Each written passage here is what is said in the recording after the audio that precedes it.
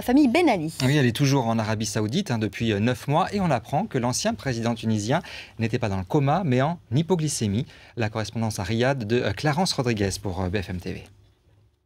Écoutez, ce que je peux vous dire, c'est que Ben Ali et son épouse Leïla, leur fils de 7 ans et une de leurs filles de 19 ans, sont toujours réfugiés à Abba, une petite ville située à 400 km au sud de Djeddah.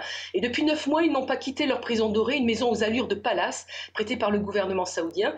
Et je confirme, pour tous ceux qui en étaient restés à l'épisode du coma, que l'ancien président tunisien déchu n'a jamais été dans le coma. Ce que ses proches ont voulu faire passer à la terre entière comme un état de santé grave, en réalité, il s'agissait d'une crise d'hypoglycémie provoquée à l'époque par le stress et le surmenage. C'était donc de l'intox. En revanche, et on le sait bien, Ben Ali souffre d'un cancer de la prostate. Il se rend régulièrement à l'hôpital du roi Faisal à Djeddah.